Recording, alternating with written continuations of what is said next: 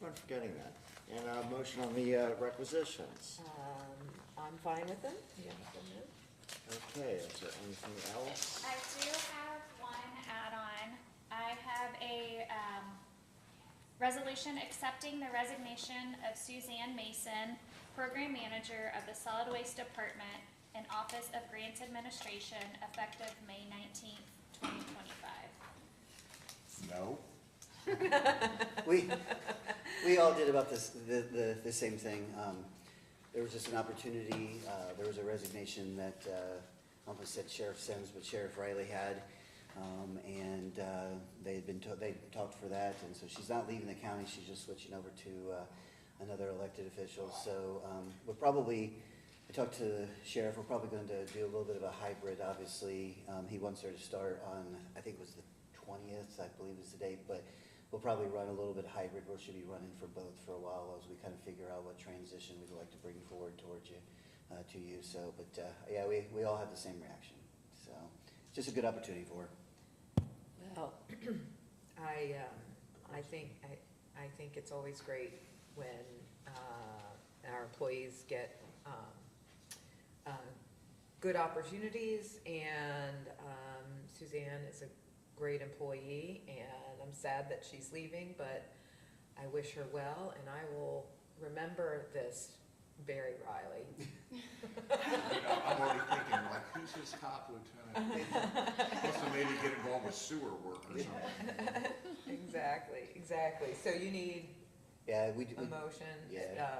So But yeah, but I encourage you to do that where, again, how, you know, is there any flexibility in time where she can maybe Right. cover both? Yeah. Or at least in large part because she is an expert in what she does for us. Yeah, I think there's a couple different things from the speed perspective from Barry's lens. Was the individual that did resign from his does a lot of their financial work, and so he obviously can't have a long gap in that. But we did talk about having that hybrid, like we said.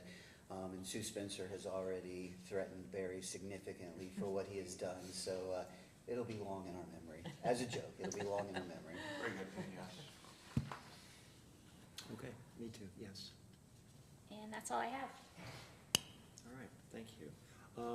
So is that, anybody else have any comments before we leave our generals? No, there's nothing else from us for this meeting. I just wanted to thank the Area Progress Council for our State of the County last week. It was very well attended, and always appreciate their partnership for our State of the County. So I thought it was a really nice event. Yeah, it was, very nice event. And you guys, of course, as usual, did a great job.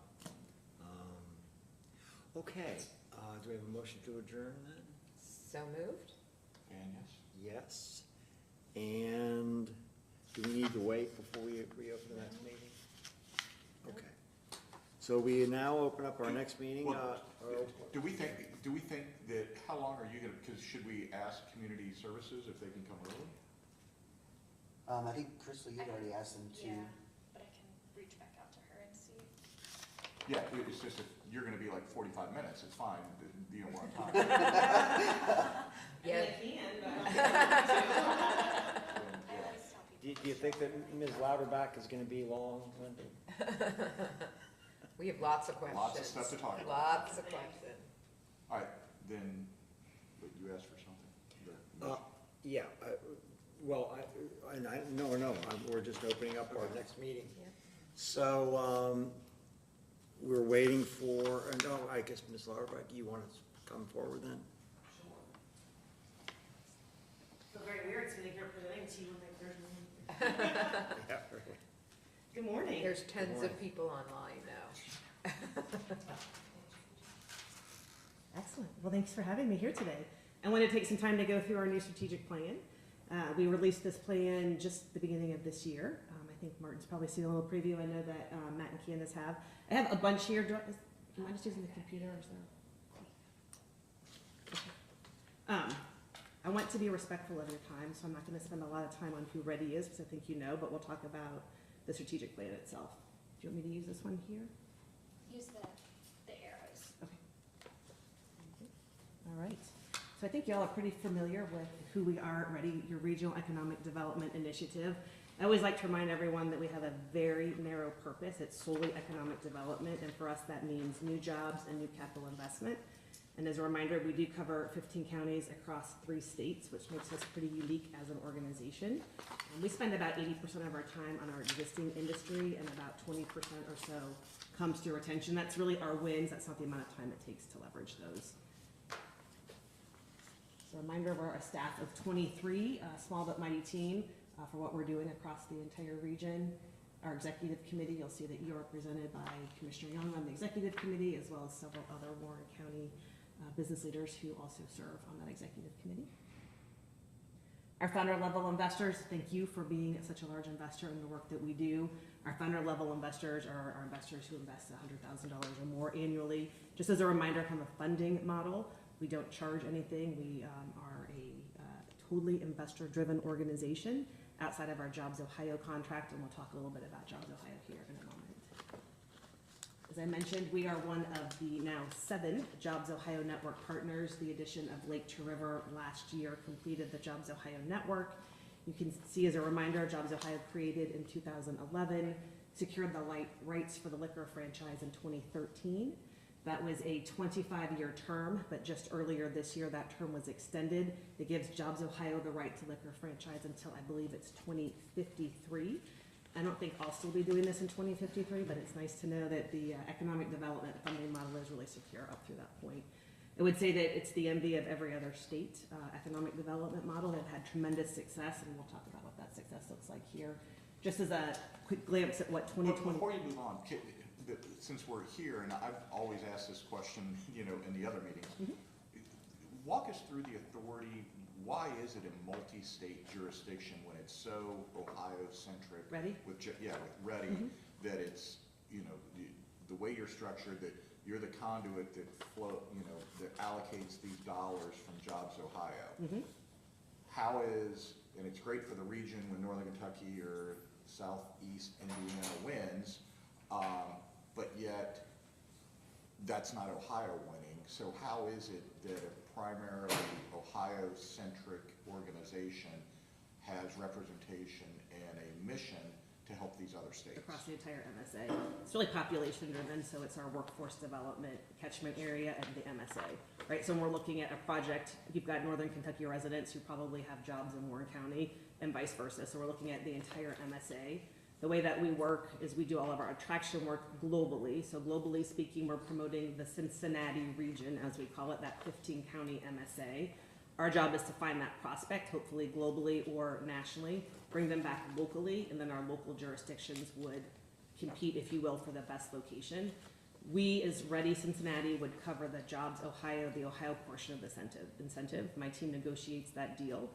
If it's in Northern Kentucky or Southeast Indiana, they would negotiate their deal separately. I don't see it, so that it remains market-driven in terms of what might make sense for the company. But we know that in terms of our workforce and what we're doing from a global eyebrows on Cincinnati perspective, we've got to cover those 3 states. We think about the airport being on the Northern Kentucky side, yet a huge Ohio asset, so we're just working that way. So how does that even work logistically if you have board members or whatever that are Northern Kentucky, let's say, and they're competing basically with us, and yet they're literally on your boards?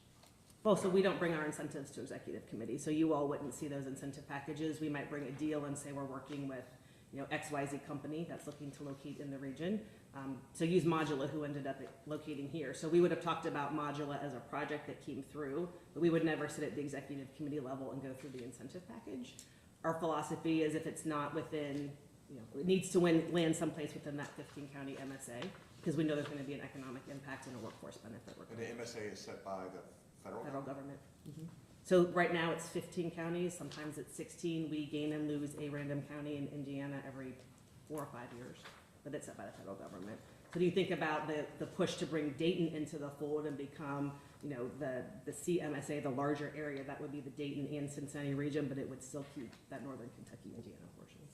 So who are we competing with in reality to bring jobs and companies into this area? probably one of our toughest competitions, and talk about Ohio-centric, is Columbus, right? We compete frequently with Columbus. If we're looking outside of Ohio, it's gonna be Pittsburgh, Indianapolis, Atlanta, Nashville, Dallas sometimes, which feels weird because it's not necessarily a comparable metro, but Texas is always in the mix at some point. We're seeing more competition from the southern states, so we continue to see more and more in the, sort of Georgia, Alabama-ish area when we're looking at some of the traditional manufacturing. And besides just the geographic territory, because obviously we are in a different location, different cities, what is the main draw that you use to get people to come here as opposed to those other locations? Our main draw is, we have a lot. So we talk about in our strategic plan, diversity of industry. We're one of the most diverse industries in the entire MSA, in the entire country. So if you're looking from a workforce perspective, and when I say diverse, I mean a different industry types, right? So you're thinking, we're not a one-trick pony. We've got aerospace, life sciences, food and flavoring, financial services, fintech, banking. So we have a really developed workforce that comes in. It's also the cost of living, and it's the amenities that we have in the entire Cincinnati region that compete really well against a larger city, but for a fraction of the cost. Yeah, so in other words, obviously I guess our housing is generally less expensive, our traffic is not as heavy, even though the entire time I was going down to Cincinnati, they didn't seem to ever be able to be out of construction of the highway. It's still there. I know, I can't figure that out. Why is it being constructed every year for like 40 years? But, And they get worse with the bridge. but I mean, I'm sure other places are way worse. Way worse, yeah. And because most of my time was spent in other cities litigating cases, their cities are terrible traffic compared to ours, even though I did not like ours. Yeah. But that's, obviously, that's probably not one of the big draws, but we have things that really major cities have. We have things that really major cities have that most tier 2 cities do not. So you think about the sports teams, the arts and culture, symphony, ballet, the ability to see the Aronoff shows. We've got ease of transportation. CVG is continuing to elevate itself in terms of now 2 direct international flights into the European market, as well as access. So we're getting a lot of amenities that you wouldn't see in necessarily another tier 2 size city. We're providing that Chicago sort of New York City amenities, but with a much lower cost of living and a higher quality. Okay, Does that answer your question? Yes. Commissioner? Yeah? I think Okay. yeah, it's answered my question. Okay. Well, just to reinforce the map here that Commissioner Young was asking about, just a reminder of the areas that we serve. So just as place in this slide is our Cincinnati region by the numbers. We're just we just hit 2.3 million in population. We did break the Cincinnati MSA area out specifically into Warren County to contrast where you are. So as you can see, median household income, which you all know, much higher in Warren County. One of the areas we like to point out is the foreign-owned firms. We have over 450 in the Cincinnati region. We are one of the most globally connected regions in the country, and I don't think we talk about that enough. We don't realize it because it's always been at 450 plus firms, and 34 of those are here. So a huge international presence, which makes it easier for us. A little bit tricky right now, but in terms of continuing to locate foreign direct investment. Regional accolades, you have all seen these. I want to get to the strategic plan to be respectful of your time. 11 years of economic growth, already turned 11 years old in March. We had our 11th annual meeting and celebrated that. In the 11 years of existence, the Ready Cincinnati team and all of our local economic development partners have worked almost 775 projects, bringing in over 68,000 jobs to the region. So pretty impressive results in 11 years of growing. I think it finally feels like we're not a startup, but it took a while to get there. In terms of 2024, these metrics cover the entire region. So this is Southwest Ohio, Northern Kentucky. I don't know if we had any Indiana wins in 2024. It was an okay year. It wasn't our best year, but as we look across what we did nationally, it was a good year for us, particularly when we think about the types of jobs that we're bringing in. The average wage across the entire region last year was about $74,000. That actually bumps up when you look to the Ohio-only side. And again, about 20% of our wins coming into the foreign domestic investment or international companies. Parse that down specifically to Southwest Ohio. You can see what we did across the area. That ended up being about an $84,000 a year annual wage when you look at it specifically in Southwest Ohio. And then just some notable wins for the last 4+ years in Warren County. You can see the projects that we've worked together, the jobs that have come in. What we love about these slides is the diversity, again, of industry and of size. So, large projects with Cintas and Attracure, Yet some of our smaller projects, we're on our third expansion now with Modula, working with Franklin on some of their inclusive planning and projects for that. So a nice diversity of industry. Any questions before I hit the strategic plan? I was gonna sit there and say is, one is, I actually just need to thank you just for being able to be here. Without you and the board here, I wouldn't be here, so thank you for that. The second is that I actually used your slide deck because we had some international folks that I was meeting with yesterday, and they brought their family to town, and we were sitting there having lunch, and she posed some questions to me, and it was interesting because it's the same thing we've been talking about for years, the diversity of industry. And I hadn't seen this yet. When Crystal forwarded this on to me, I actually literally forwarded them on the plane for them to sit there and look at, because this talks about those international companies, those types of items, and this is exactly what they needed to see. Excellent. Well, please keep using it. Yeah. So as I mentioned, we just updated our strategic plan. We did our first strategic plan during COVID. We actually didn't know it, but we released it in February of 2020. Started fundraising against it in February or March of 2020. That was very tough, but that did help us weather COVID. I think as a region, we rebounded much more quickly. So when our strategic plan was closing out last year, we decided there was no need to reinvent the wheel. It had been a great plan. So we just did a 3-year evolution of that plan, which is what you'll hear us refer to as our 3x3, three pillars for 3 years, to make sure that we can continue to become one of the most, continue to be diverse and economically booming areas. So you'll see our quick pillars up here. I will go through each one, but I will do it quickly in respect of time. Booming business is what you think of, what we do day in and day out. That's the nuts and bolts of economic development. That's making sure that we remain one of those really diverse, vibrant economies that we can attract jobs. You will see not only the normal business development, business attraction work in here, you'd also find our sites work and our talent work in here. I think you've all heard me say for 11 years, we need more sites, we need more sites, we still need more sites. This is the area where we're prioritizing that. In fact, we met, I think it was just last week, with Matt Shimke talking about potential site development in Warren County. We're really looking to find 2 to 3 sites per county that we could look for large-scale development. We know that continues to hinder us, particularly as we feel like we're in a little bit of, economy seems to be at a little bit of a standstill from a new job. This is where we should be investing in our sites. So when we start to see that volume increase, we've got opportunity to land those sites. As we go on to our second one, unified global brand. That's really what Ready does the best. That's promoting the Cincinnati region as a place for business across the globe. You know, what we find is if we were to go out and, you know, Martin or Matt were to travel with us and we were to talk about Franklin or Lebanon, people aren't going to understand where that is, but we talk about the Cincinnati region. That's true on the northern Kentucky side as well.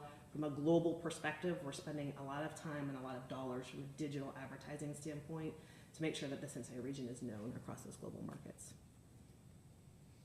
And then lastly, engagement and inclusive growth. This is really where you see that diversity of industry portion that we talk about, wanting to make sure that we retain that diversity of business effort.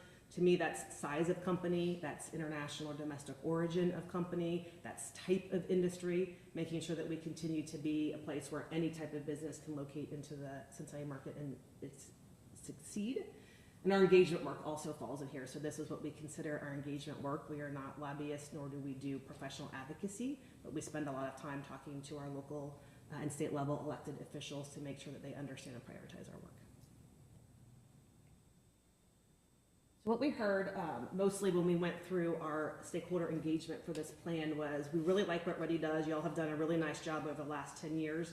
We want you to have a deeper focus, meaning it's great that you recruit business, but let's get more targeted on the types of business.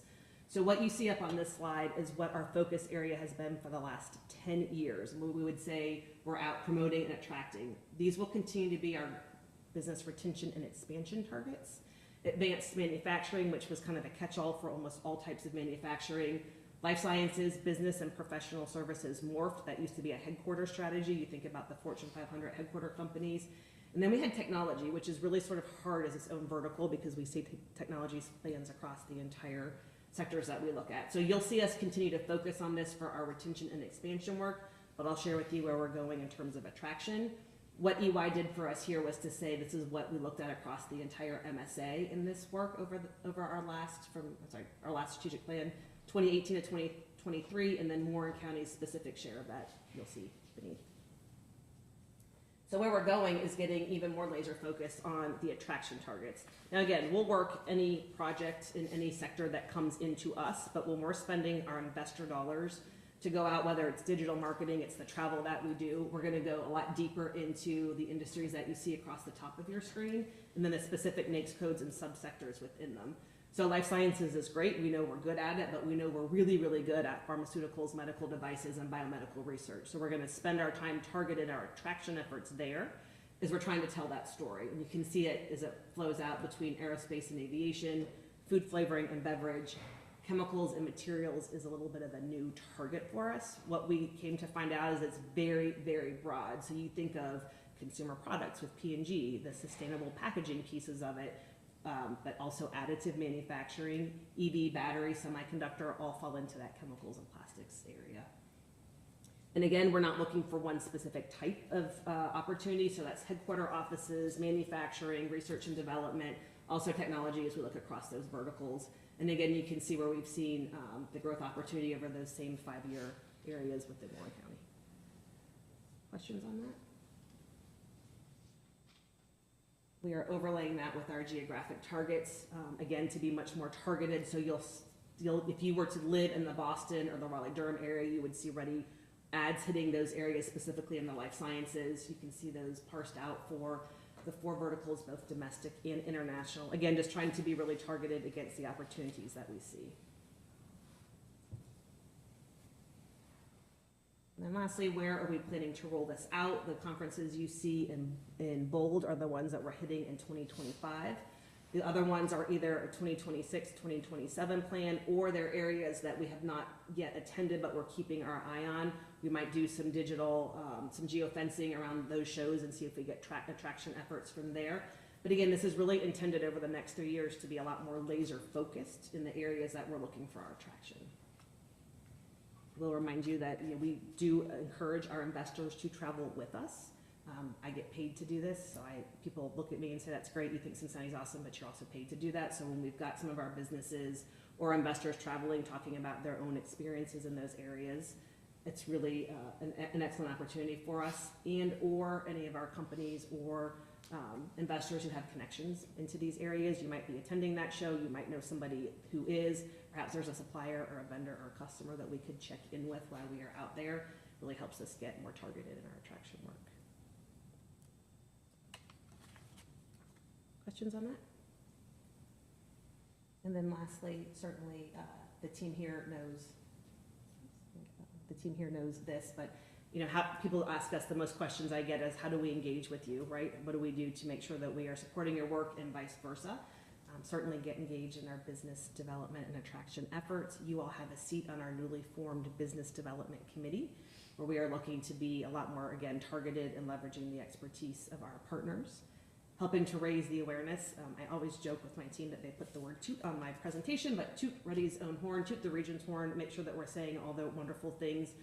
We do a pretty poor job of this in the region as a whole. We like to talk about all the bad things, we don't talk about the good, and we know that our site consultants and our businesses read the bad, so help us promote the good as well.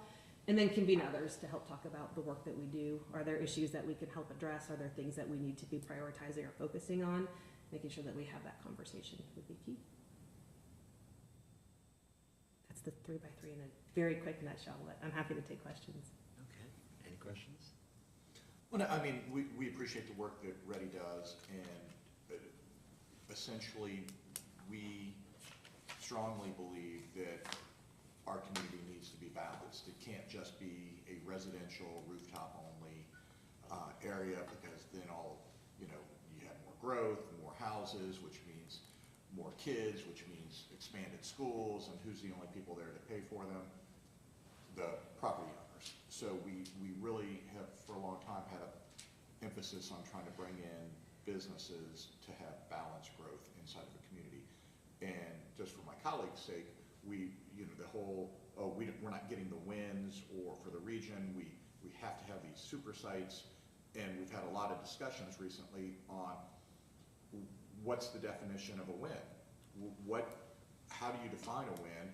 Is it just that you're getting a 1,000-acre Intel site outside of Columbus, and that's the win? Versus what are we good at as a region, which is really 20 to 100-acre sites, and doing a bunch of those, as opposed to 1,000-acre site. And I actually tried to represent Warren County here recently when we were talking about, oh, there's a couple of these 1,000-acre sites maybe that are in Warren County, and, you know, we could do this. And I said, I don't know that the county wants that. You know, do we want a mega factory that comes in and takes over 1,000 of our rural acres? There's gonna be real questions about that, because in certain parts of this state, that is 100% needed. There's no other economic opportunities for people to go work or change jobs or what have you. In Warren County, we're firing on all cylinders. Obviously, with median income and things like that, we're not desperate to have a 1,000-acre development come into Warren County. So we've been talking at a board level of trying to define success, of what does that look like, and maybe it's not just what all the national people are saying, you know, people in your business, oh, you gotta have these 1,000-acre wins. That's how you define, you don't have any, so therefore it's not winning. We are winning. Mhm. So that's one of the things that, you know, on a macro level, we've been talking a lot about is, let's keep doing what we're good at. We've done a lot of research into our wins over the last 5 years, and then we've overlaid the sectors that we want and the types of sites that they might need. We feel pretty comfortable that if we had 2 400-acre sites somewhere within this entire region, that we would do really well, and that the majority of our projects are about 150 acres or less, particularly when you look at aviation, life sciences, food, flavor, and bev, and the chemicals and materials. So we're trying to prioritize those types of sites. We spent about 4 years working with a consulting firm, and we mapped almost every parcel of land across the entire 15-county MSA, overlaid it with the publicly available utility data so we could look to see if there was large areas that potentially could support development. We did not look to see if they were for sale. We did not look to see what the types of zoning were, but we just could see there's a really large chunk here. Perhaps we should look at that. And so we're having those conversations. By no means are we saying that we should come in and develop 1,000 acres in Warren County if that's not what the market supports, but at least we should look at that and say, what is this? It doesn't seem to be developer controlled. Is it an opportunity? And we started those conversations with the office here, and I think that there's some opportunities, not for 1,000 acres, but some pretty interesting opportunities for some maybe 100, 150 acre parcels that would get us right to where we need to be with the types of targets that we have. Great. So I have a question, if I might. So I'm really curious about what you're hearing from the businesses that you are engaging with to sell the Ready Cincinnati story. What kind of feedback are you getting from them in terms of you know, things like, you know, I'm particularly interested in workforce, given the fact that Ohio, generally speaking, is relatively flat in terms of growth, and when you do have these mega sites locate pretty darn close to us, you know, what are you hearing about things like workforce from the prospective companies that are looking at the region? Yeah, workforce continues to be a challenge. I would say it's a national challenge, so it's a conversation that's happening across the board. We should see here in another couple months a couple of new programs coming out of Jobs Ohio that are looking for specific attraction opportunity and some relocation of those outside of Ohio or outside of our MSA to come into the state from a talent perspective. You know, what's interesting is I think AI has also changed that conversation, where 3-4 years ago, companies were really concerned AI is going to replace my workforce. I'm scared of it now. This is great.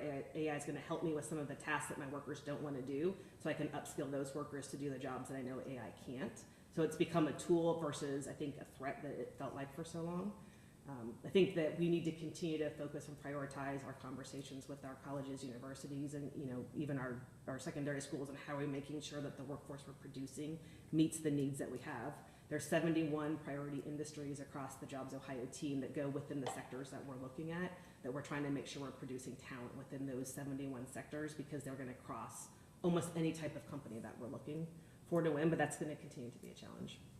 It's actually a global challenge, but particularly felt more so in Ohio. And so what percentage of the workforce that, when we think about manufacturing and some of these industries, its workforce requires a college degree or even a community college degree versus the percentage that perhaps need some technical training, but not necessarily a 2, 4, or even graduate level. Yeah. What is that looking like? So I can't get you the exact percentage, I can come back to you on that one, but what we're seeing is a lot of the manufacturing work, so you can look at some of that technical training that doesn't require the community college or the degree certification. So that's where we're working with those 71 priority industries to say, are there specific certificate programs that might be an 18-month program, a 12-month program, a 24-month, depending on the types of manufacturing skills that are needed to make sure that we're producing those types of areas. We're also seeing some interest, for instance, Miami University, right? They're looking at the first polytechnic university in the Ohio area that could work specifically with an employer to produce a certification that wouldn't necessarily be a 4-year degree, or even in this instance, a 2-year degree to get that skill set. So I think we're trying to look at it differently, knowing that workforces continue to be. But we can follow up, Carrie, make a note on that, on what those percentages look like. Well, and I would be interested, especially when you're dealing, I'm looking at, from your slide presentation, some of the countries that you are targeting, really trying to understand the more integration of our traditional high school system that really is vastly different than these countries that you're targeting, and how we should be thinking about developing workforce, much earlier in that K-12 system, because everybody points to the universities and so forth, and that is an important piece of the puzzle. But these countries that you are communicating with, the vast majority of their workforce comes out through their high school system that looks so different from ours, and includes things like apprenticeship that that span really even some of those technical roles in the business centers and some of those other specialized, like accounting and purchasing and so forth. Those are done through, in many instances, through an apprenticeship model. And so I'm super curious to understand, as we have this upskilling conversation, what's happening in the early ages as we're trying to interest younger people and train younger people to be able to get into the workforce in these jobs that are high paying, high value opportunities for them for a career. When we're looking at this $84,000, average wage across our Ohio jobs, but a good number of our wins are in the manufacturing sector, right? So we know that there's really good opportunity as we think about how to do that. So absolutely something we got to focus on. Great, thank David, you. anything else? Thanks for coming up. We're officially proud of you that you're now the official big deal in Oh, about the that. economic development region after starting off here with little old Warren County. It's fun to come home today. Yes. Yeah, thanks for having me. I appreciate it. Thank you for the partnership. Thank you, Karen. Thanks, Kim. Is that? I know. Matt, you got anything for us since you're here?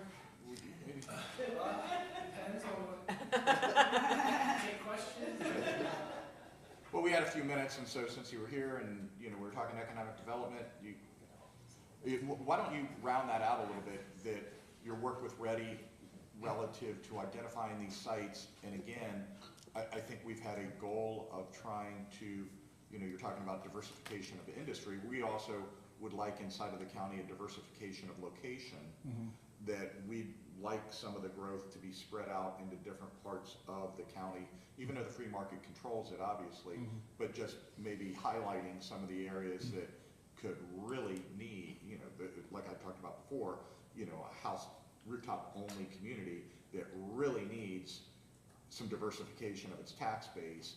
And I think that's something that, again, the free market's going to make its choice, but we in government can help highlight some of those available regions.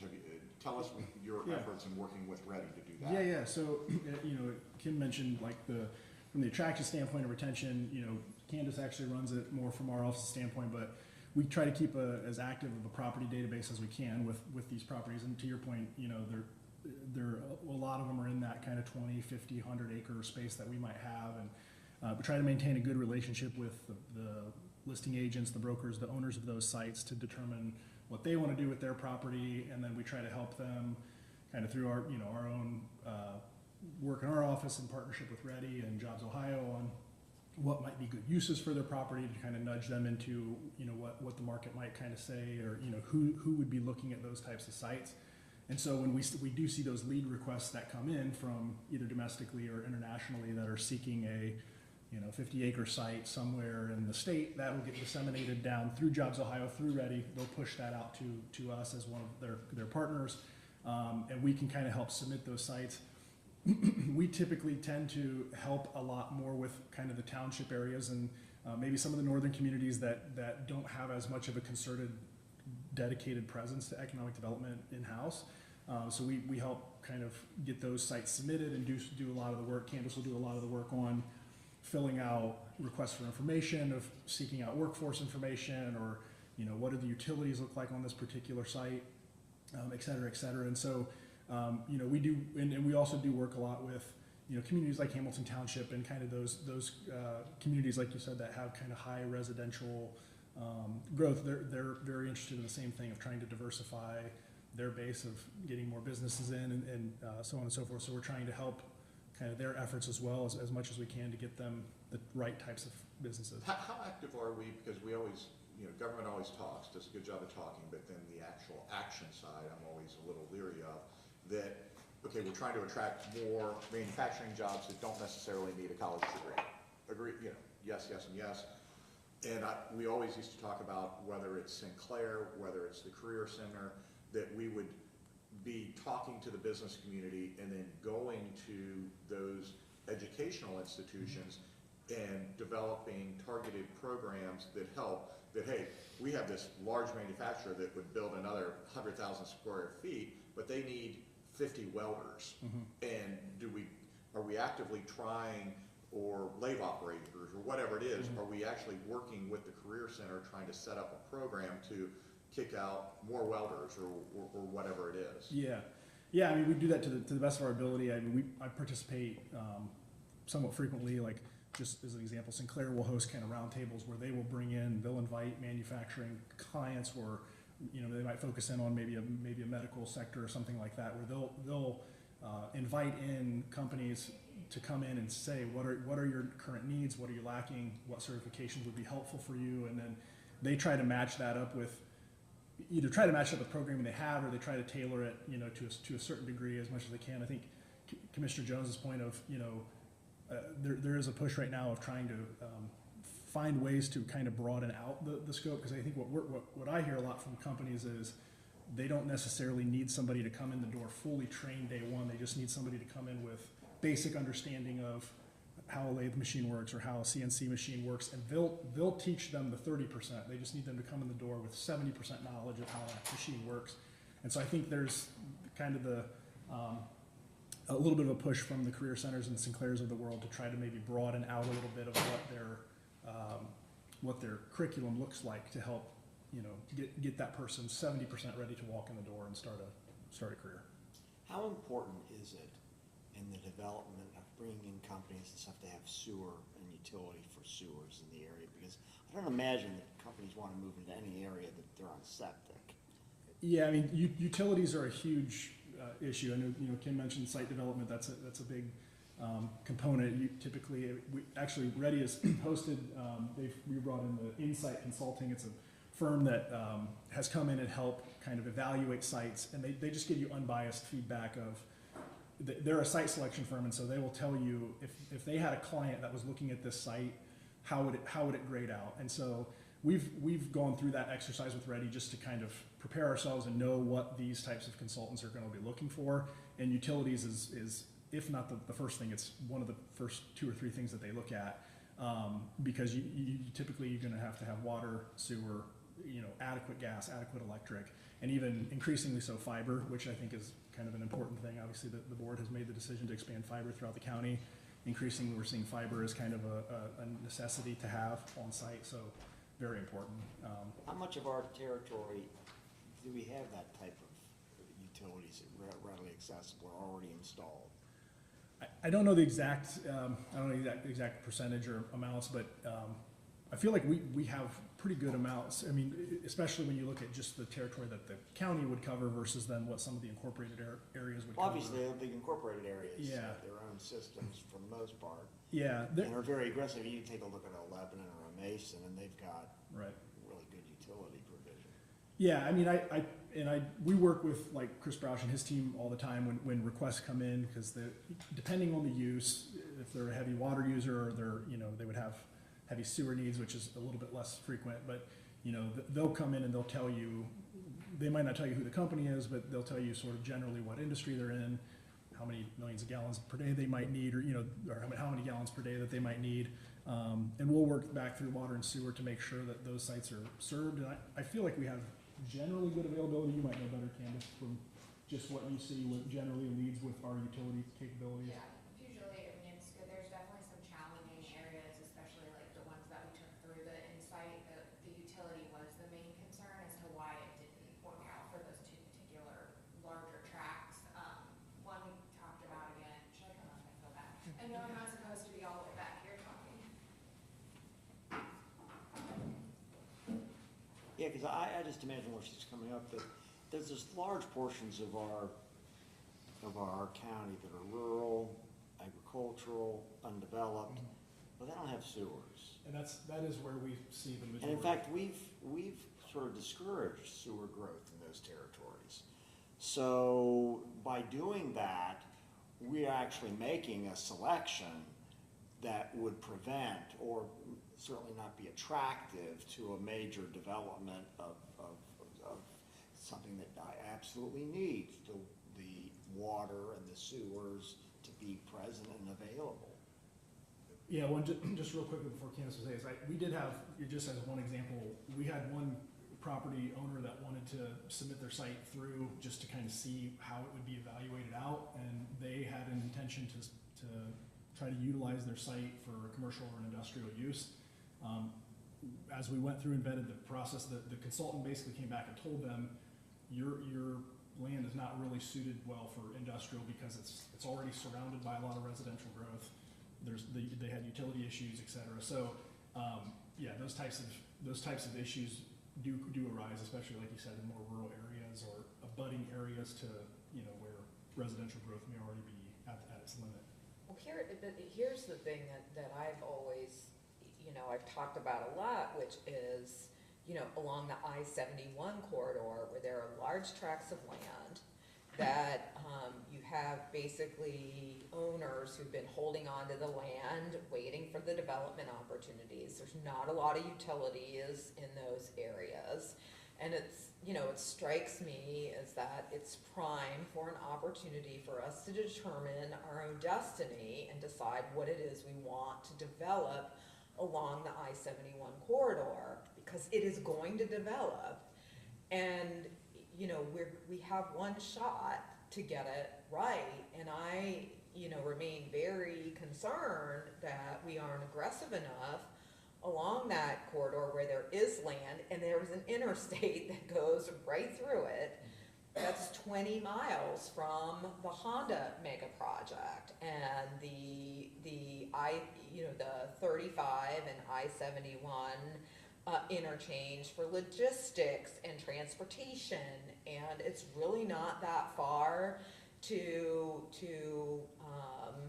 the Intel location. I mean, I just, I remain concerned is too strong of a word, but I just, want to acknowledge that, at least it's my view, that it's, we have an opportunity, and, I'd much prefer to see those opportunities with real job growth than I-71 being fast foods and gas stations and other services that are serving people that are driving through, because it's not the kind of economic development opportunity that I think really serves us for the long term. But I recognize there's not utilities in some of those places, and there are challenges to getting utilities in some of those places. And so, I just would say again, you know, I really hope that, we have some forethought around, what do we want that 71 corridor to look like, because it's going to be developed.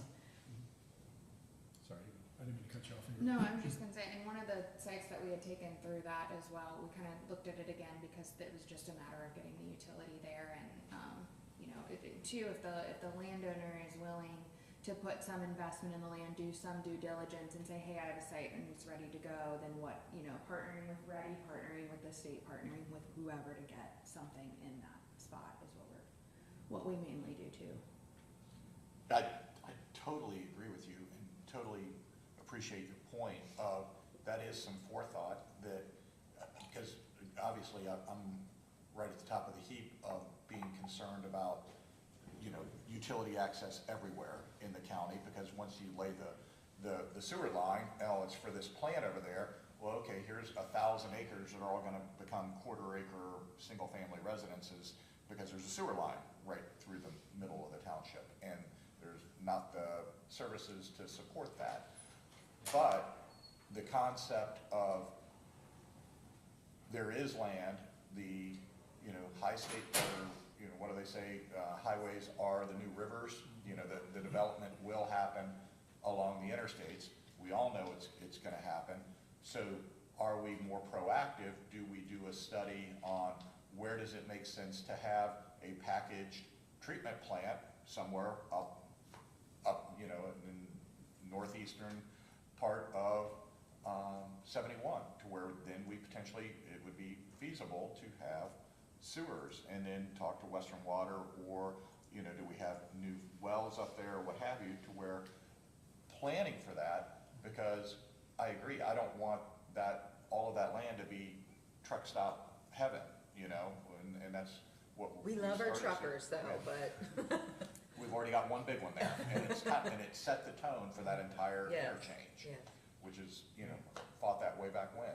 But I agree that you've got a couple of major, including what UC owns 1,000 acres right there, or what have you. So I think that's a reasonable idea of putting our forethought into practice of, if we think it's coming, you know, now's the time to be kind of laying the groundwork to set that up. Kim, what do you think of that? We would love to partner with you on any of that. I mean, we had a conversation last week on I-71 corridor. I mean, your challenges certainly are utilities. We would love to see if there's a way that we can get the information so we can start planning for that. You know, we've got some options that might not necessarily be in this region, but are looking for development opportunities who might want to partner on that. Your other big challenge is electric, right? So the county's served by Duke to a certain portion, but then it goes into AES. I always want to say DQ now, which isn't right. And those are some significant costs too, but if we could put a plan in place about what we want to see and how we could start to pick that off. So what's gonna happen, to your point, we're gonna have a user come in and say, okay, it's gonna take me 4 or 5 years and in tens of millions, hundreds of millions of dollars, I can go here in 18 months. But here's, you know, here's my thing is, the reason why Dave and Tom and I are so conservative in the management of this county, where we have 0 debt right now, we have a huge carryover, we have a fully funded rainy day fund, is to create opportunity for us to do things to set us apart for the next generation. And I just really believe that this 71 corridor is that opportunity for us. And while I'm not necessarily looking to just spend a bunch of money there, what I am cognizant of is that we have such a strong financial position that, you know, it changes the kind of conversation we could be having to determine what it is we want to be in the next 30 years. And it's not because we are Scrooges that we, you know, really nitpick and sharpen our pencil when it comes to having efficient government services. It's because we recognize that when we do that, we create opportunities for us to be able to grow the region so that our residents aren't having to foot the bill for all of the services and amenities that people want and that, you know, make for a strong community. And so I would really love to see us be proactive around at least envisioning what we could and should, you know, I'm worried that plots of lands are gonna be developed for big solar farms out there. I have nothing against solar, we need all kinds of energy, but it's not necessarily the kind of usage for that land that we would pick if we were deciding. So I just appreciate this conversation so much because I think we've got to at least dare to think big about something. I think saying no is always easy, but can we use this opportunity where we do have a strong fiscal position to say, okay, what, you know, is there something we should be doing in this moment to better leverage our opportunity for the future? And it's been done, right? Right up in your neck of the woods, the Austin interchange, right?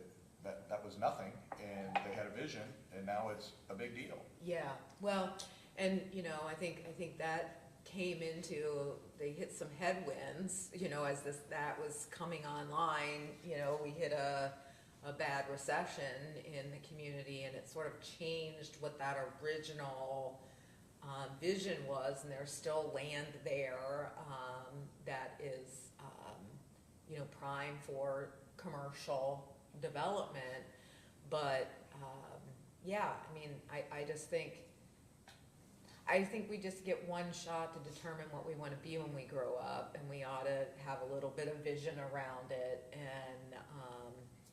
and I'm just excited that, you know, these are the reasons why year in and year out, I think to our employees and to our partners and the other office holders, like, this is why we do this sort of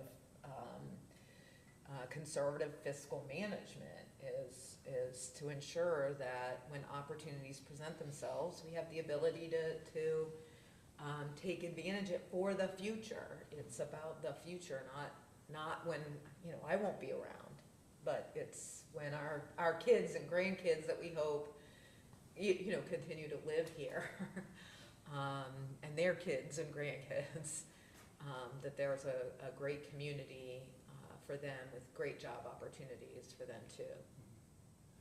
Well, yeah, I know, to Kim's point, we've kind of started some of those conversations. We've been having those conversations, especially on 71 corridor, but maybe it would be beneficial for us to continue down that track and be able to come back and maybe share with you all sort of what the current lay of the land is, what the challenge is, maybe some of the estimated costs. Not that we'd ask that the, you know, county just go out, like you said, and expend a bunch of money for infrastructure, but at least so we kind of have an idea of a picture of what the challenge is to make it development ready. That'd be great. Thank you so much. All right, thank you. Kim. Thank you. I see you over there. You ready? Okay, well, why don't we invite her up? We're doing the announcing and proclaiming May of 2025 as Community Action Month. And Ed, that's what I'm going to ask for you to come up, and if you have a presentation or want to speak to that. I just saw the voicemail. Okay, sorry about that. We stretched. That was I'm sorry I missed all of that conversation. It was great. Well, thank you for having me today. I'm here for kind of my annual update and how Warren County Community Services. Why don't you state your name and. Oh, first. yeah, I was getting there. I'm Dawn sorry. Fogarty, and I am CEO for Warren County Community Services. And again, thank you for having me and let me talk about WCCS today. Just have a couple of stats that I wanted to go over, and then we can get to the fun, like, proclamation stuff. You just hit the arrow The arrow on on the laptop. on the right, just on the laptop to the arrow. Over here? Yes. Yeah. All right. So I think you're all familiar with who we are. Our mission is really to strengthen the fabric of our community by providing services and connecting people to resources necessary for their full potential for quality of life. Our programs and services hasn't changed much. We've added a little bit. I'm going to talk about some highlights from last year. But we focus on serving people of all ages. We do early childhood education and childcare through our Head Start and Early Learning Centers. We provide community assistance. Our community assistance department consists of our HEAP, which is our Home Energy Assistance Program. We do emergency services, which means we're going to meet with folks and try to determine if they need some emergency financial support. We just started a new nutrition program last year that I'm going to talk a little bit more about later, called Our Table. And we also have the mobile outreach unit. So during HEAP and especially during winter, we take the mobile unit out. We're able to reach some of the far pockets of our county where typically it's harder for them to come in and get that service. We also serve quite a few older adults in our senior nutrition, which is our home delivered meals, or Meals on Wheels, our transportation, and our care management and coordination. We also have a senior center on 741, and we do supportive services. So a lot of times our staff member will go out and visit homebound folks and see what they need, take a HEAP application, or take any other kind of resources that they might need. Our volunteer programs are adult literacy. We implemented and administered adult new readers for many years. Last year we went through a rebrand of that program along with the executive directors of all the local libraries, and they helped pick a new name, and we now call it Literacy Connections. It's the same service, but it's got a new logo and a new name. And then our RSVP program, which is our AmeriCorps senior program, and that's for retired seniors to volunteer in placements around the county. And then of course we have affordable housing, and we had some exciting changes on that last year as well. So, this is just our locations. Just going through our programs, and I think I sent you if you want to refer to it, but our early learning centers, we offer high quality early childhood education and childcare in our centers, and we have 4 childcare partnerships as well. So local childcare centers partner with us. They get a lot of the early Head Start funding to be able to build their capacity and teach our curriculum, the Head Start curriculum, with the 0 to 3 kiddos in their care. Again, community assistance, this is what we do in that department. And quite a few robust services to our older adults. We want to make sure that they remain active and independent for as long as possible. And then here's our literacy connections. Over the years, we have served more of those who are looking for English as a second language support. A lot of the industries here bring in folks from other countries, and they have a difficult time kind of really getting to learn the language, so we work with them outside of their employment and help them, just improve their conversation and their confidence in speaking with people at work and in the community. And then here's our senior housing list.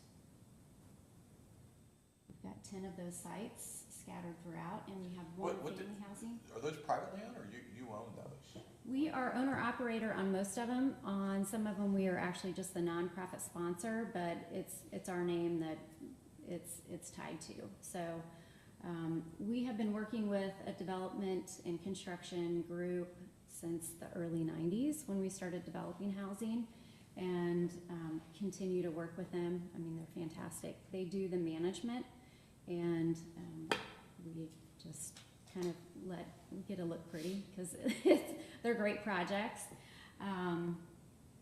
But it's all affordable, so most of them are LIHTC projects, and they get HUD subsidies.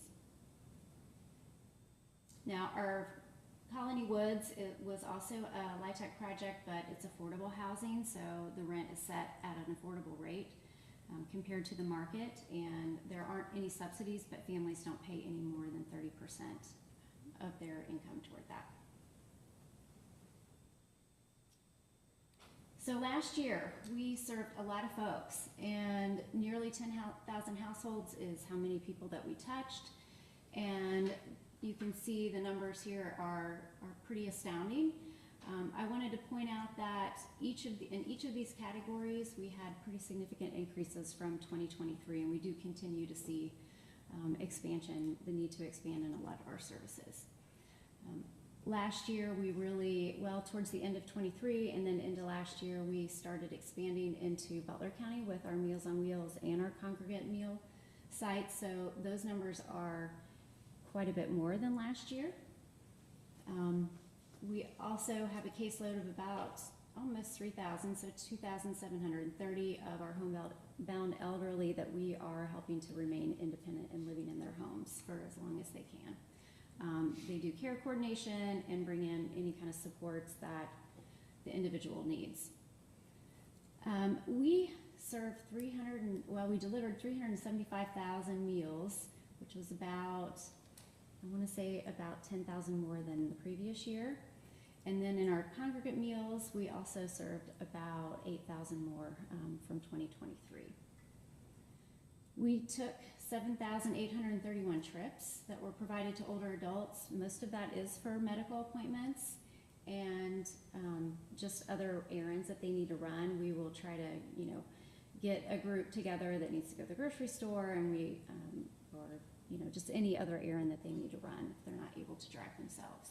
Is there any coordination between your transportation services and the county's transportation services? I'm glad you asked that, because when you were talking about that last week, I was like, hey, there's an opportunity here, I think, because currently we do not coordinate, but I mean, my guess is that these are a lot of the same seniors who need these services, and I hate duplication. Right.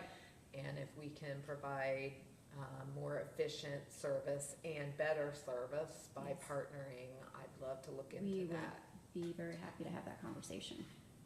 Because as you see, that's 3,000 more trips than the year before. I mean, that's pretty significant. So the need continues. Well, and I'm curious, as we've had this transition in our services, if that is a result of our services going down as we were figuring out this transition, and so you were seeing, or we're actually seeing increased pressure in the, in the overall usage. So. Well, and we are, the director for that program, I am working with her on a pretty big strategic goal. She wants to start implementing a, more of a dispatch software. And so we'll be able to really track better metrics and reduce downtime in our drivers, reduce the number of trips that they show up and they're not there. So there's a lot of work that we're doing in that to create a more efficient. Well, and the provider that we are now contracted with, that has been what they've been selling is kind of a more efficient back office, type of service. And so before folks implement anything else, I think it would be great to engage and have kind of the conversation. Too bad Suzanne's leaving, but I'll be in touch. Yes, we would be happy to look at that. And really any of the services that we provide, if there's an opportunity for us to come together and create efficiencies and better serve the public and increase the number of people that we can serve. well, and you administer some of our senior levy funds, and so, we operate in that way in a lot of respects, because we don't, there are other people in the community that are better positioned to be able to know what the needs are and provide those needs, and we don't necessarily need to be in that business, but, it's super important, on behalf of the taxpayers who approve those levies, that we can say to them that those funds are being spent in the way that they intended them to be spent and at the most efficient way possible. Exactly. I agree. So, to our retired senior volunteers, we had 214 retired seniors volunteering throughout the county last year. So just some of the highlights. In January of '24, we closed on a LIHTC project to rehab 2 of those senior housing sites. We're about 77% complete on that project. Springboro Commons was the first one that we started with, and it was completely rehabbed, and I want to say it was probably October, November when we moved the residents back, so they have been back in there for a while in their new digs and really loving it. We are just about finished. The scheduled completion for this renovation for Sherman Glen in Franklin is July. So we'll have everyone back in those units, and that'll be fully leased up again. Also in January, the Ohio Department of Development held a public hearing, actually in this building, for us to get designated as Warren County's Community Action Agency. In May, we were expected to conduct an organizational standards self-assessment. So when you become a community action agency, you're held to about 58 different performance standards. We went through that, and even though we had just become a CAA, we actually scored almost 88% in reaching those org standards. So very proud of that. And this year we're going to be even higher. We did have the opportunity to submit our first community services block grant application, and we used our community needs assessment as our guide.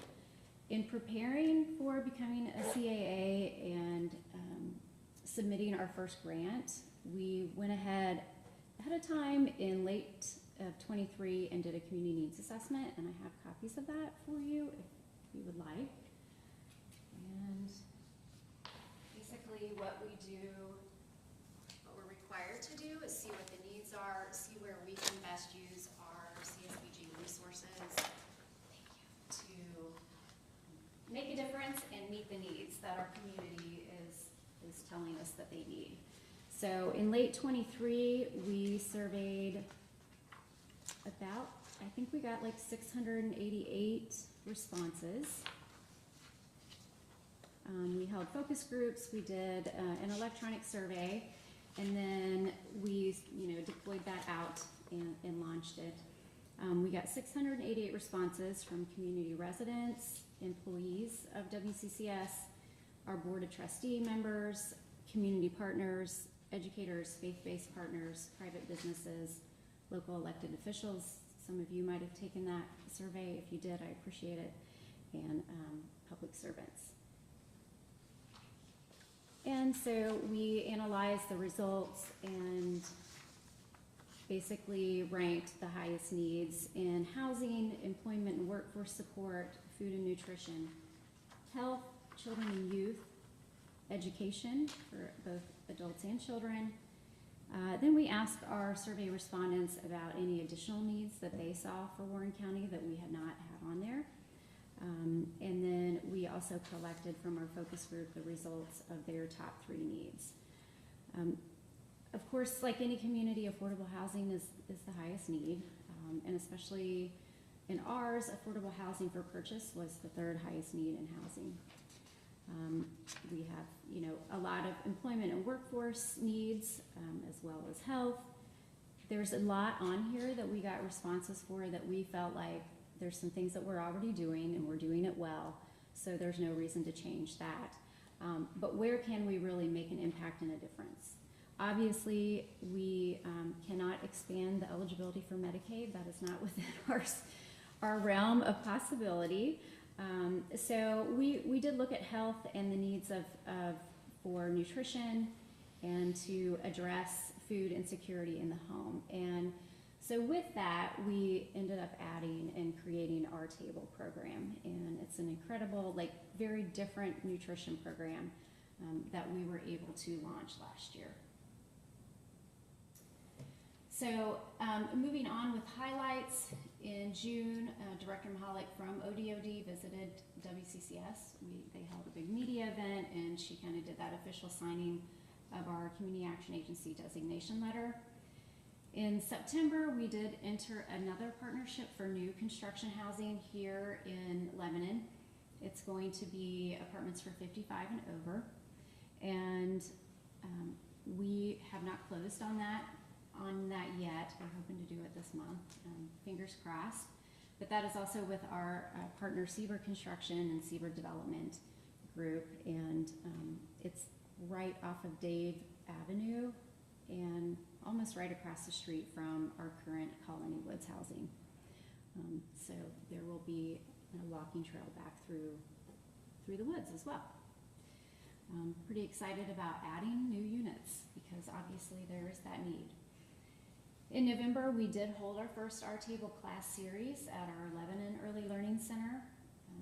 The class focuses on parents and children cooking at the same time, making sure that your dollar stretches, showing parents and children that they can cook things at home in a healthy way and not have to go to Trader Joe's or Whole Foods, that you can get some healthy foods even at Dollar General and some other places where a lot of times our folks are shopping at.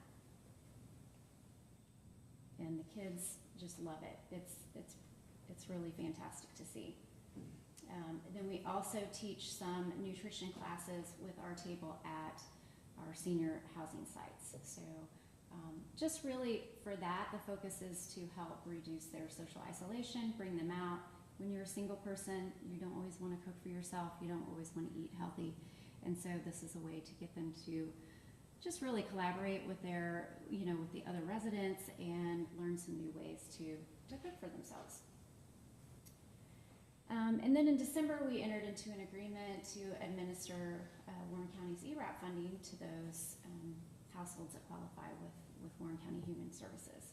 And we did just finalize the agreement, I want to say in March or April, and we started taking applications last month. So we talked about the community needs assessment. Are there any questions in that assessment, or?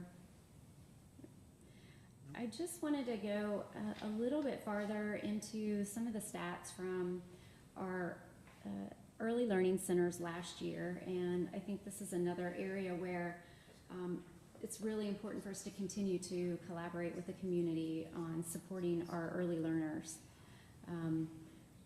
447 children were served, 260 in our Head Start, 187 in Early Head Start and Child Care Partnerships. 412 children, so 92% of those that we served were from families with incomes at or below poverty. And that included 59 foster children and 30 homeless children. What is it? What do you mean by a homeless child? Well, I mean, we have to count them as a homeless child when their family is homeless, their parent is homeless. And when you say a homeless family, what does that mean exactly? Well, there's times when they are living at Family Promise, and we're able to take them in as a new case and let them attend childcare and attend Head Start. There's some families who live with other family members or move around. So really, it's just they have no static place of their own. But they're living in a home. It's just not that they're either living in a family that they are a member of home, or they're living with some friends or something like that. A shelter, a homeless shelter. And we have a homeless shelter here. How frequently do we have families in those homeless shelters? So at Family Promise, I believe they stay pretty full most of the time. And where, we come in as we kind of do those wraparound services for the children and the parents with all of our other services. I wouldn't say that the frequency of them staying at Family Promise is incredible. Again, so for 23 to 24, that program year, we talk about seeing, and serving 30 homeless families. I would say the majority of those were probably living with other family members or in and out of a hotel or just basically bouncing around until we could help them get stable. So just because they come in homeless, the goal is that they don't leave at the end of the school year homeless. I mean, we work with them to get housing. Are you assuming that under your housing profile, it talks about 78% of the housing units are occupied, owner occupied? Mm-hmm. Sounds about right. Actually up a little bit. Of those, 64% have a mortgage. This leaves 21% of our residents renting, staying with friends or family, or experiencing homelessness. That's a huge percentage of the total population, but aren't you, and then your next paragraph talks about the 21% of those individuals who are intermittently or chronically unhoused, finding affordable housing is difficult, or homelessness. Aren't you equating just because someone's renting that they need, I mean, a lot of people choose to rent. Oh, correct? absolutely. There's nothing wrong with renting. It's just saying that 79% are owner occupied, so 21% are either renters or they're having some housing issues. But, I mean, that's a huge, it would be, I haven't read enough of it. How many quote-unquote homeless families do we have in the county now? I'm trying to narrow that down because out of the Yeah. 21%, it's like a huge percentage of those are just people starting out, they got their jobs. Sure, I yeah. mean, there's people with money sometimes that actually choose not to buy a Buy, home because they yeah. want to take the down payment and invest it. So there's Right. nothing wrong with that. But narrowing this down, where you're talking about tens of thousands of people, into how many people really are actually homeless, how many of those are individuals, how many of those, and I think that's Commissioner Grossman's question, how many of those are really families?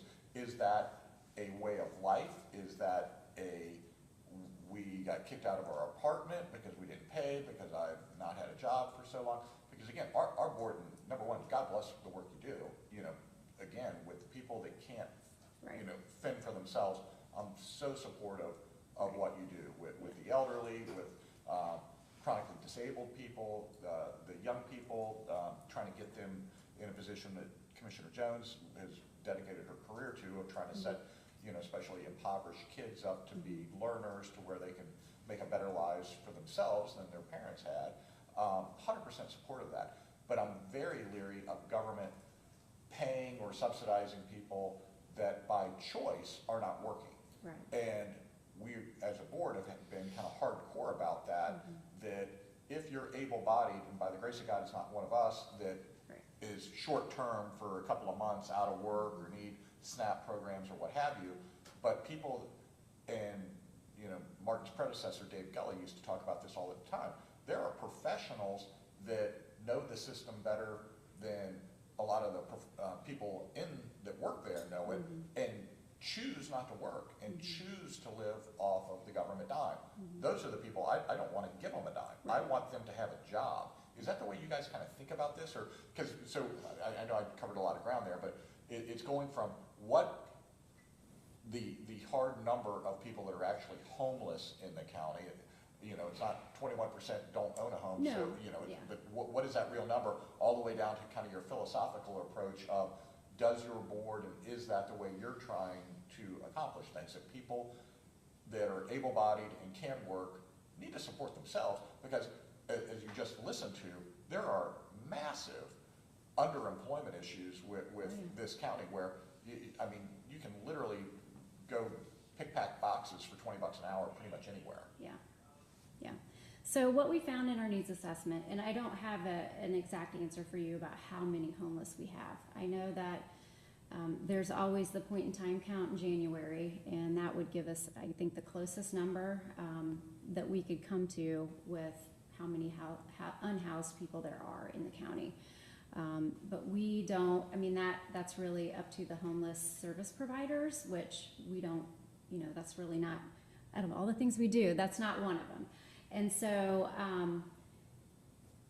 I would say that we found that for the people who were stated that they were unemployed, that really transportation is their biggest barrier to getting there. So any other barriers, childcare, being able to take their children to childcare, we're going to help with all of that. We want to see people succeed and not come back to us. So that really is our philosophy.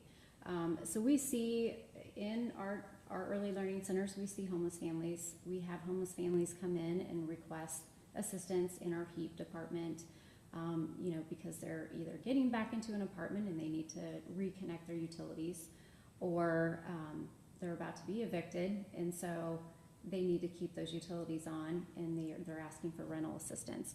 So we don't serve a lot of repeats. Really, our philosophy is we're here for what you need us for now, and we're going to wrap those supports around you until you get to the point where you can stand on your own. Now, I say that with one caveat, is that's really not applicable to our elderly. They do live on a fixed income, and there's really not that expectation that they earn more income. So that's important, that you don't see a lot of repeat customers. No, we don't. That it is a transitional thing, lost my job, had this medical, had this, whatever hardship they went through where they need a helping hand. Right. For a while, you're saying the helping hand was there to get them back on their feet, and the system kind of worked, that then they did Yeah. move on and become more self-supportive. Mm-hmm. And explicitly for the early learning, we have it's the whole family approach. So they work with the parents and the children for any of their needs. You know, we provide health care and do dental exams with the children and make sure that their immunizations are up to date and that they really are ready for school and they're set up for success. And that means oftentimes working with the parent and helping them get to a better place so they can support their family in a better way. Good, and philosophically, does your board tend to agree with our approach of people that should be working or should be working? Absolutely, yeah. And to Commissioner Young's point, like, I think it would be really helpful that when we're talking about homelessness, that we're specific about how many people we're talking about. Mm-hmm. I kind of was struck by the same thing that Dave was struck by, where lumping that all together, I think, creates a different picture than what is actually happening.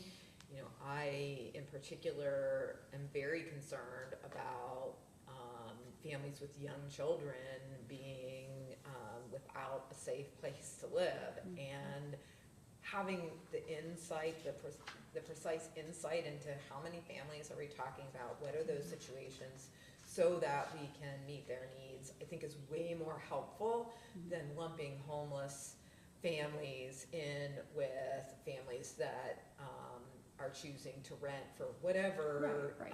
Good reasons there are. So that would be, I think, an important piece of feedback for you, is that we want to understand what is happening in the community, and I think the way it's lumped together, it actually doesn't give us any understanding of what's happening in the community as it relates to homeless families. Yeah, understand. And we can only say how many homeless folks that we see in a year. I mean, so that's the hard number really, is that we served 30 homeless families last year in the early learning centers, and then we had several homeless, I don't know the number, come in to get our emergency And services. are you tracking any data around those families, like how long that they are homeless, what point they get stabilized, and those sorts of things? Like, that would be really helpful to understand, like, you know, the good news is if these are homeless families and they're fine, which means they have children under the age of 5 that are in your Head Start centers, is that there's a place where they can get the support they need to get some stability.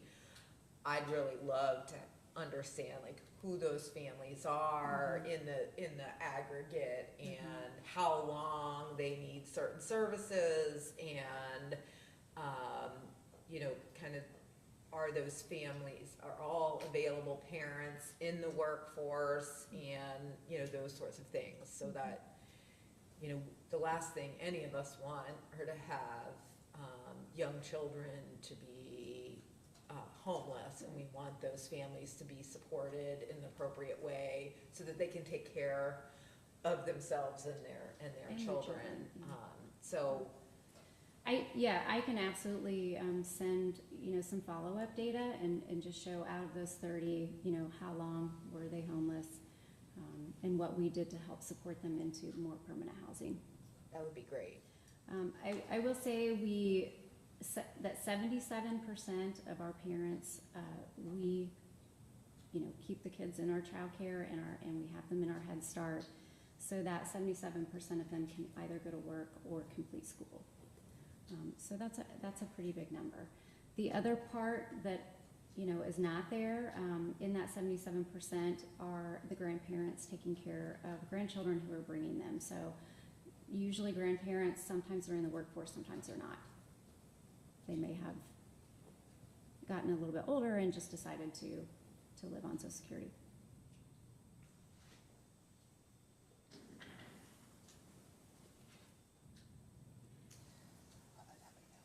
Any other questions on the community needs assessment?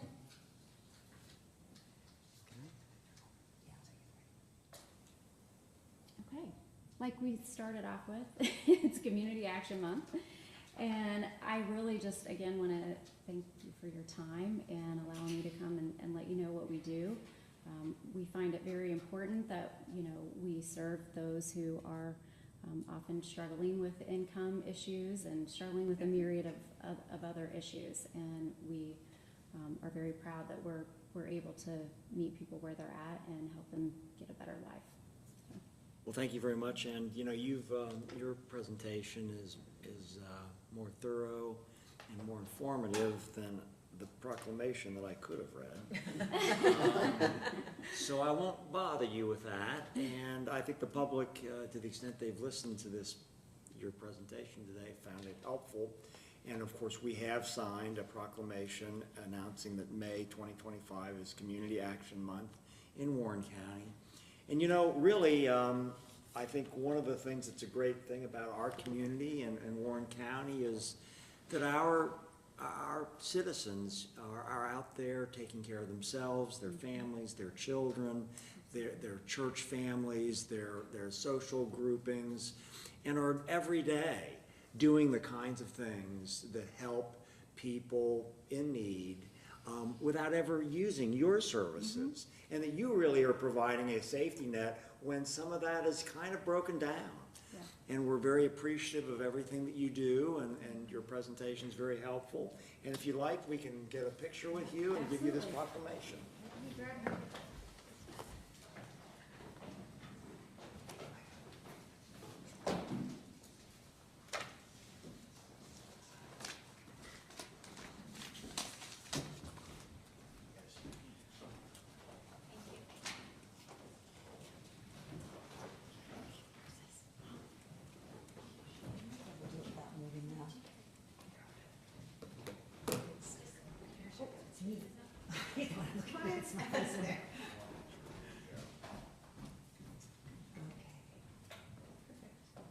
Use her phone also, so just, okay, just a whole bunch of you.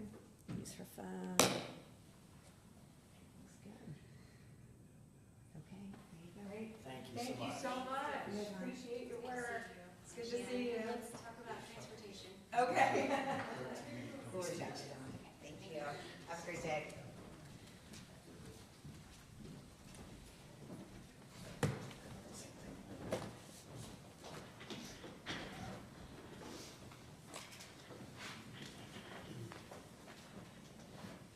Bruce, you could have the honor of being the best photo bomber in the history of photo bombing. You ever chose to stay back there. You just choose to leave somehow.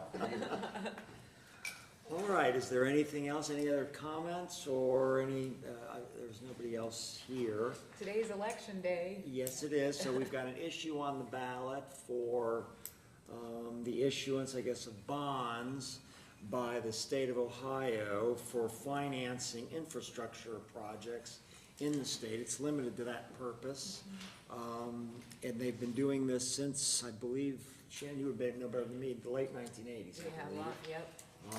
And this is Wildly popular. well, it provides a means to fund local, municipalities and townships and infrastructure projects and bridges, roads, sewer, water. That's the type of thing it's focused on, and it provides that money without having to have a local community raise their taxes in order to do that. On the other hand, of course, ultimately it's paid over time. I think it's a 10-year program of no more than, what, $250 million a year. So it's on the ballot today. Probably a lot of people don't know that. It has to be approved by the public. So go out and vote. I would just give you an indication of why it's important right now, because we had over in the Franklin Township area, the Franklin-Trenton Bridge went out of commission there, the sidewall, and Engineer Weber worked with OPWC, which is where these monies fund, and they're doing 50% of that project. So we've got a project right now we're trying to accelerate that they've come in and 50% match something. So there's other projects that are out there on an annualized basis, but they have this emergency fund that Kerr was able to tap into. So it's out there and important for us right now. Right, so it is, the polls are open. They'll be open until probably, what, 7:30 tonight? So if you, obviously, local jurisdictions, I served on Mason's council for many years. We frequently receive grants from the state. The state legislature determines the money and where it goes to. And I have never heard of any abuse of this. It doesn't go for sports stadiums and things like that. But for necessary infrastructure improvements that we all use, even when we're not in that particular city or venue, we're using those services. Anything else? Okay, do we have a motion to adjourn? So moved? Yes. Yes, thank you so much.